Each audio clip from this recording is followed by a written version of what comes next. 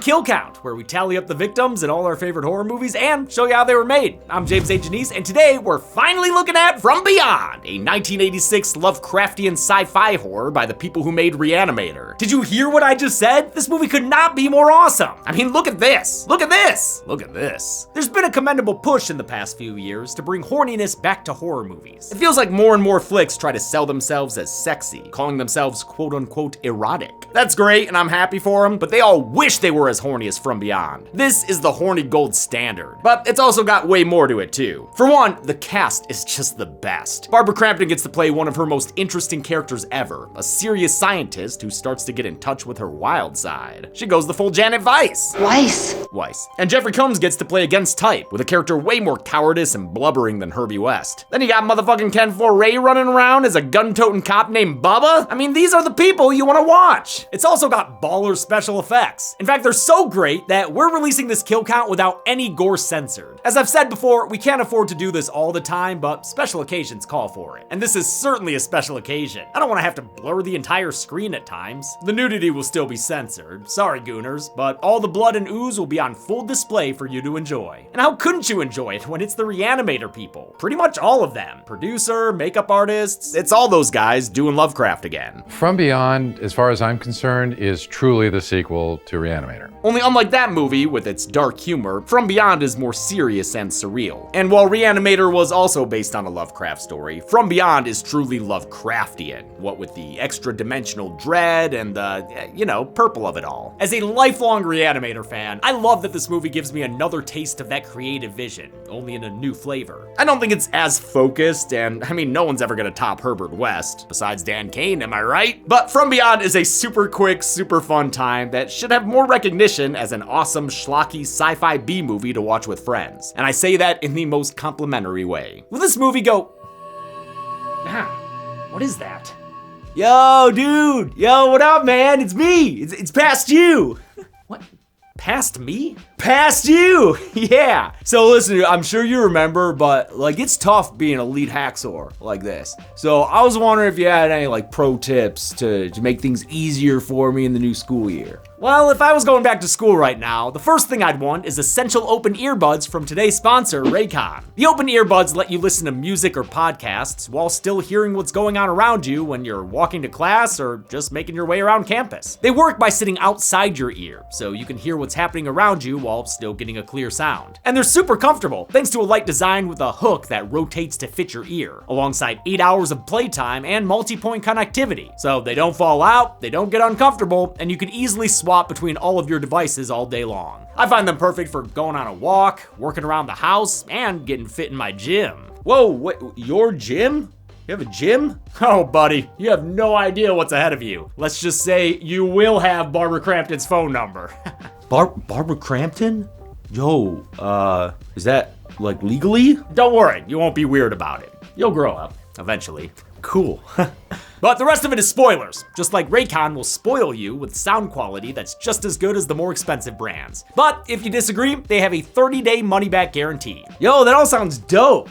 How do you get them to me, since you're from the future and all? Oh, right. Well, guess you're on your own then, bud. Yo, what the He may be on his own, but you don't have to be. The Essential Open Earbuds are the perfect back-to-school companion. Click the link in the description box or go to buyraycon.com/deadmeatopen to get 20% off. Thanks to Raycon for sponsoring. Will this movie go above and beyond when it comes to kills? Let's find out and get to them. The movie begins with a clickety-clacking. This pencil muncher's up late on his NASA array, flipping all the switches and levers. I mean, you would too, it'd be fun. He's powering up the resonator, which is, what is that, a Tesla ball with 4 tuning forks on top? Looks like. For the first time ever, the resonator works, as Dr. Crawford Tillinghast learns when he sees an interspatial eel, and then is also attacked by an interspatial eel. Aw, man, now he's gonna smell like interspatial eel. Despite the eel wound, his boss, Dr. Edward I'm sorry, that's how he answers the door? Okay. His boss, Dr. Edward Pretorius, is thrilled about the resonator working. He turns it back on and refuses to turn it off, even as things get wild and crazy, like those kids. No, I want to see more. More than any man has ever seen. Their attic ruckus gets the attention of their neighbor, who, oh, hey, I know her. She's the doctor in Re-Animator's Cold Open, who is all like, You killed him. And then West is all like, no, I did not. I gave him life. She calls the cops, but then her loud-ass motherfucking barking dog runs off into the neighboring Pretorius lab. She goes inside to fetch her pooch, only to find a shining axe and a Crawford who nearly bowls her over on the steps. He's caught by the cops and arrested as the poodle finds our first body for the kill count, Dr. Edward Pretorius. He's dead, with no head! Crawford is blamed and put in a psychiatric hospital until they can determine if he's sane enough to stand trial. Making that determination is Dr. Catherine McMichaels, a published psychiatrist who gets her own startling tour of the facilities. Good thing there ain't multiple MIGs here. Oh, never mind, spoke too soon. Crawford tells her how he and Pretorius have been studying the pineal gland, basically flicking it a bunch with super vibrations from that resonator. Kinky, I know. Pretorius believed the pineal gland could give people a sixth sense, seeing into another dimension. Turns out they were right, and turns out it was terrifying. We saw creatures, these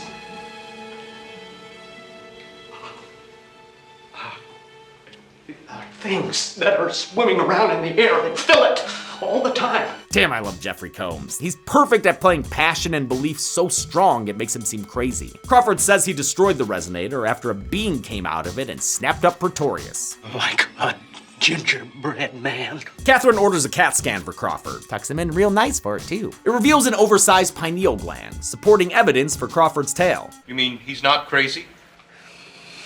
I don't know. I love how rational and open-minded Catherine is. There were some concerns about the 27-year-old Barbara Crampton being too young to play a published psychiatrist, but director Stuart Gordon was adamant she have the role, so they added dialogue calling her the girl wonder, and made her a fucking nerd. Part of the reason they wanted me to wear glasses is they thought that would make me look smarter and maybe older. Crampton calls it one of her favorite and possibly her best role, and I might agree. It's way more active and interesting than Megan Halsey in Re-Animator. There was more to do in that movie than I've ever had to do in any other movie. It challenged me, and I think actors like to be challenged. To figure out if he did kill Pretorius, Catherine wants to take Crawford and recreate his experiment. Hospital head Dr. Block says absolutely not. She considers Crawford stark raving mad and dangerous. But the cop in charge wants to know what happened, so he agrees to let him try their little science shit or whatever. Catherine tells Crawford the news. He's in her custody now. He can call her mommy. But they won't be alone. Hi, you must be Dr. McMichaels. No, I'm Dr. McMichaels.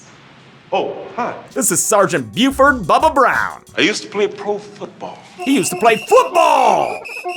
He'll be watching over the experiment on behalf of the police. The three of them drive up to the old Pretorius place, Crawford practically crapping his pants. But at Catherine's encouragement, he steps inside with the others. I love that Bubba brought an easy curl bar. Gotta get them reps in. They explore the place. It's got super jacked power cables, a BDSM dungeon, and the attic where Pretorius died. Crawford calmly demonstrates how he broke the resonator with an axe. He knocked a fork off of it, and that stopped the interdimensional being that bit off Pretorius' head. While the nerds get to work right away, Bubba cooks him up dinner. Extra helping for Bubba. Crawford fixes the resonator so he can show Catherine their experiment, but warns them not to move when he turns it on. You move, and they may see you. It will see you.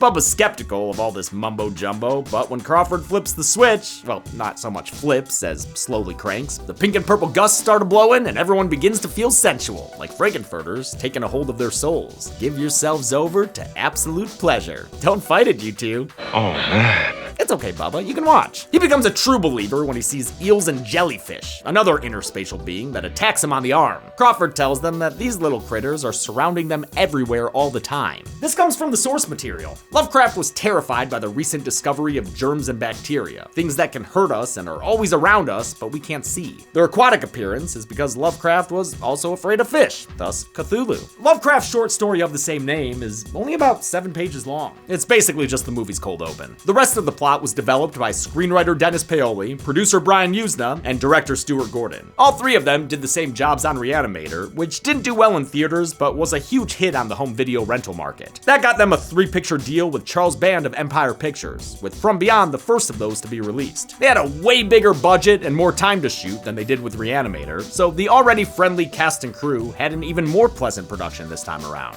I was always sorry that Bruce Abbott was never a part of any of that. Aw, he missed his buddy. Crawford tells Bubba to buck up. He fears no fish, but there is one thing that scares him. It's the being that goes around eating heads, and who's currently appearing to them as Pretorius in all his sweaty hirsute glory. His slimy ass tries to say he's actually the late doctor, and that he didn't die, just passed beyond. Touch me, if it pleases you. Pretorius takes his name from the evil doctor and Bride of Frankenstein. The dude who had jars of tiny people, his homunculi. Yeah, it was weird. Crawford reaches out to touch the doc, but he's got putty skin, and he tears it right off his face. Who needs skin when you can do this? Or this? Or...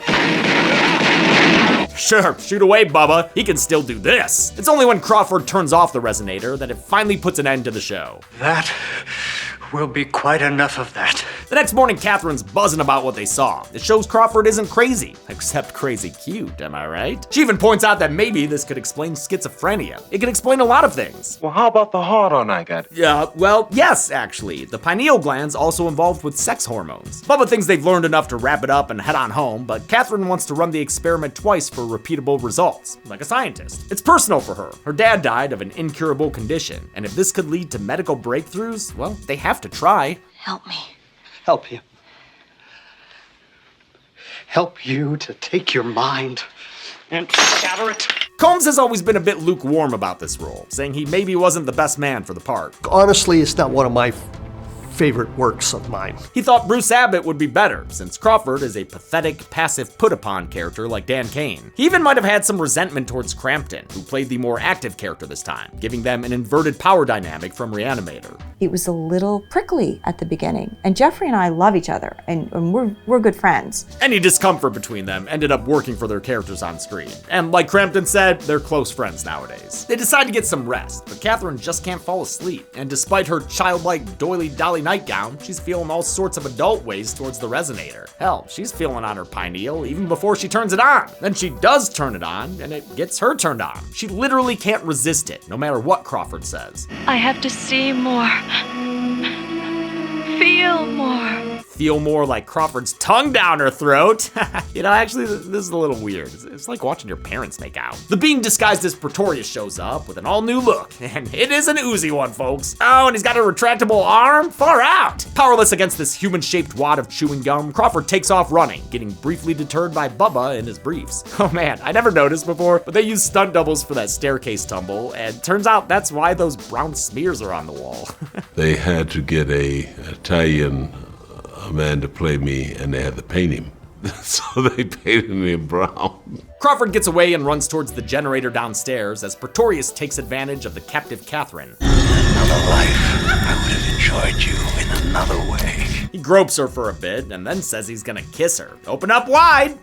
That's how you kiss, right? Lots of tongue? Oh man, Crawford can't turn off the power soon enough. Too bad an interspatial worm's waiting for him in the basement. Crawford valiantly tries to leap over it, but Bubba takes a sharper tact and stabs at it with a kitchen knife. As Pretorius begins slurping on Catherine's head, the worm starts doing the same to Crawford. It's getting real dicey for both of them until Bubba puts an end to it by unplugging the power. Catherine comes to her senses and does what she can to make sure the resonator stays off, while Crawford's turned into a sickly-looking Lex Luthor lad. Even though Crawford's been balded and abused, Catherine still wants to try another experiment. She just can't get enough of those vibrations. I know this behavior.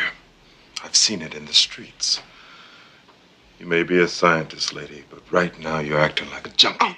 Just take him and leave. Bubba plans to get them all out of there, but as he's getting ready to leave, Catherine gets a better idea. She's gonna look around this place and see if she can't have a little fun. After all, why not? Why shouldn't she have some fun? Catherine has been fully hornified and suits up for one of those legendarily sexy horror movie scenes. It's like Selma Hayek in From Dusk Till Dawn, or Linnea Quigley in Return of the Living Dead. She dons a leather dominatrix outfit, and it is just quite the getup. Can you guess what Barbara's most popular print that she sells is? Barbara's most, is it? She's terminally horny and takes it out on the only person in the room. Catherine, I don't think this guy can consent. But that doesn't stop her from straddling him, and that's when Bubba walks in on her. He looks more appetizing than Crawford, being conscious and all, so she turns her attention towards him. I told you to get dressed. I did. Okay, Bubba. Test your might. You're asking for it. Dude, there's no fucking way. And yet Bubba resists and tells her to look at herself in the mirror. Is that who you are? I don't know. I don't know who I am. The resonator must have gotten a good look at Catherine because it gets turned on again. Crawford surmises that Pretorius is trying to turn it on from beyond. Bubba tries to stop it, but neither his muscles nor his gun are any match. And none of them are a match for bees? Are those bees? We'll see who brings home more honey. Bubba tries to cut off the power, but it only leaves him sounding like Ron Simmons. I don't know, what the fuck are those things? Whatever they are, leave Crawford and Catherine and swarm Bubba instead. They devour most of the flesh on his lower body, killing him right there in the attic. Aw, that's a Bubba bummer. In truth, those things were styrofoam beads painted gray and blasted out of air cannons. One got lodged super deep in Ken Foray's ear canal, but he apparently took it in stride. Crampton and Gordon both said he was just like his character, a big old teddy bear. It was just a wonderful experience working with him. I couldn't have asked for another co-star that I would have had more fun with. Catherine and Crawford watch as Pretorius returns again, only now he's this guy. He's got a long neck and a pineal penis sticking out of his forehead. He slithers all his tentacles up Catherine's stockinged legs and starts choking her and threatening to merge their minds. It's the greatest sensual pleasure there is. Then Crawford starts bawling like a baby. He's being evolved and Pretorius ain't smashing the B button. He lets it happen, and Crawford sprouts a pineal sprig from his forehead, giving him a third eye and a sixth sense. Predator vision, nice. From beyond is chock full of prosthetics, animatronics, and hundreds of gallons of goo. They had 3 teams of dudes working on all the special effects. It includes a lot of people who have worked on other movies all over the kill count. You know, a petri dish of talent that then exploded out in different directions. Most of them had to make the effects in Los Angeles and then ship them over to Italy where they filmed. And seriously, it's so many guys, I can't even list all of them and their credits. Though I will shout out Gabe Bartalos. Motherfucker made the Leprechaun. The Beyond Being drags Catherine towards him, but she uses a fire extinguisher to break the resonator, causing him to disappear. Damn, I am impressed with her skills and heels right here. She is strafing around that target. The incident puts Crawford in the hospital, where Dr. Block prods at his little wriggly headworm with prongs. Oh man, that is some nasty shit. But according to Block, not as nasty as Catherine. Look at her. Since Bubba got killed, the cops are mad, and they stop vouching for Catherine. She's in your custody now. Wait, can you do that? Just put someone in someone else's custody? Block immediately orders electroshock therapy, just speed running the ratchet route. I find it funny that the contemptible Dr. Block is played by director Stuart Gordon's wife. Carolyn Purdy Gordon was also in Re-Animator, as well as another film her husband directed, Dolls. Catherine's prepped to have her brain fried by a whole heap of complicit nurses. You're all liable! Meanwhile, Crawford wakes up and is able to walk on out of his room no problem, free to eat and spit and drool as much as he wants to. There ain't nobody in this field of Predivision. It's like a scream hospital in this bitch. The pineal gland prosthetic was another reason Combs didn't love this role. You know, Stewart kept saying, well, it's a pineal gland, and it's I go, Stewart, it's a dog dick. It also almost got them an X rating until they explained to the MPAA that the pineal gland is a real actual thing. The prosthetic took many uncomfortable hours to apply and was done with cables running beneath the bald cap to a guy with a controller who always had to follow Combs around. It was kind of novel at first. This is going to be really cool. And then you're tired of the really cool. Block finds out Crawford's gone and finds him in a lab feasting on brains. What are you, Crawdaddy? A Return of the Living Dead zombie? He briefly comes to his senses and frets about what's happening, but then his pineal starts peeping again and Block's brain starts looking mighty tasty. He pins her against the wall before ripping her eye out with his mouth. Oh my god. Then he eats at her face in the loudest, messiest way possible.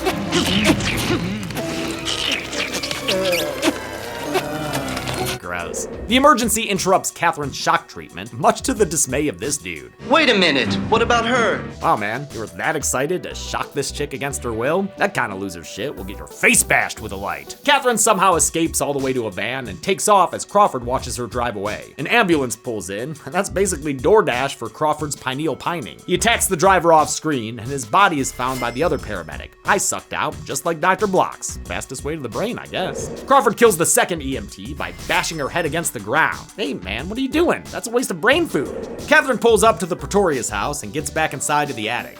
Good to see this place hasn't changed. She takes out a whole ass IED? Where'd you learn how to do that, Catherine? The anarchist cookbook? She's determined to destroy the resonator and free herself and everyone of its power. On her way out though, Crawford grabs her and chains her up in the BDSM room. She's like, dude, there's a bomb counting down upstairs, but Crawford can only think with his pineal now, and it's pointing right in her face, telling him to eat them brains. He goes in for a snack, but she fights back and gives him a masticulated pinectomy. That's when the resonator gets turned on again by the being from beyond. He shows up in his wormiest form yet and gets right back on that choking shit again. Now that he's not seeing in pineal mode though, Crawford's able to stand up to pretend Pretorius. He teases the being, calls it a dead fuck. Come and get me, unit! That sure does piss the thing off, and it transforms into a flying beast that pins Crawford against the floor before twisting his head off. It lets us see exactly what Crawford had seen something happened to Pretorius, and it is a nasty sight. Catherine is still bound, but figures out that if she only moves her wrists, the flying eels will attack the chains and free her arms. Eureka! Then she's able to run away by tricking them with fire. Yeah, fire. After seeing Crawford's headless body and dealing with a stairwell waterfall, Catherine winds up back in the attic, where the being shows up and slimes her to the ground. He's just about ready to consume her when he gets thwarted from the inside. Crawford fights back from beyond and interrupts the proceedings by birthing his way through Pretorius's body. Oh, and it is super effective. Stop shunting yourself. Stop shunting yourself. Actually, aside from this one long shot where it looks kind of bad, these effects are almost as good as society itself. They're gooey and mushy and so goddamn sticky. It's just the best. This is what I like to see. Catherine's able to free herself right as the timer on the bomb runs out. Oh, holy shit, she went out the window? That was awesome! Oh, she broke her leg. Not as awesome. The movie ends with a crowd of neighbors gathering to see what the fuck is up, and Catherine totally broken, seeming just as crazy as Crawford did in the beginning.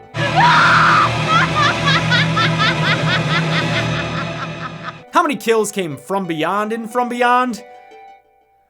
Well, I want to know, but I promised Chelsea I wouldn't go into the numbers void anymore. It's too dangerous.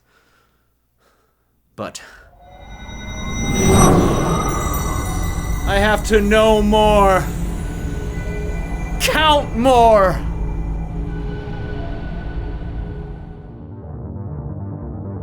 I counted 6 kills in From Beyond, which isn't a ton, but not bad for not a slasher. The victims were 2 ladies and 4 dudes, giving us a 2-to-1 pie chart.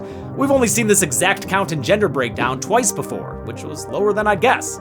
Got over 500 episodes, you know? With a runtime of only 86 minutes, From Beyond had a kill on average every 14 1/3 minutes. I'll give the golden chainsaw for coolest kill to Crawford. It's a great reveal of what happened for the movie's first kill, and it lives up to the mystery. His head is getting swiveled off like he's a soft serve cone. Dual machete for lamest kill will go to the EMT whose head was bashed against the ground. Crawford didn't even eat her brains, he just scrambled them. And that's it. From Beyond came out in 1986, and Jeffrey Combs calls it the most any movie comes to matching the vibes of Lovecraft's written work. I would say, yeah, this, plus maybe Annihilation, Color Out of Space, and In the Mouth of Madness. None of those are next on the kill count, though, because in 2 weeks, we're going for a long walk instead. But until then, I'm James A. Janice. This has been the Kill Count. Thanks a lot for watching this Kill Count for From Beyond. This is definitely one of the For Me episodes. I've been wanting to do this one for a very long time. It's just extremely my shit. Weird, horny 80s movie with a lot of special effects going on. I love it. Yuzna, Gordon, Crampton, Combs, they're my favorite people, man. Hopefully some of you checked it out because of this episode and had your little minds blown. We're off next week just because there's a lot going on. There's some cool personal stuff going on. Chelsea and I are gonna be an aunt and uncle for the first time. But after that, we'll have the long walk for you. And hopefully that will be a nice new movie for all the people who want more of those. Your time will come in October, don't worry. I want to thank some patrons like Mason Weers-Bicky, Allie Marie, Calvin Quick, Doomcat66, and Alex. Thanks everyone. Be good people.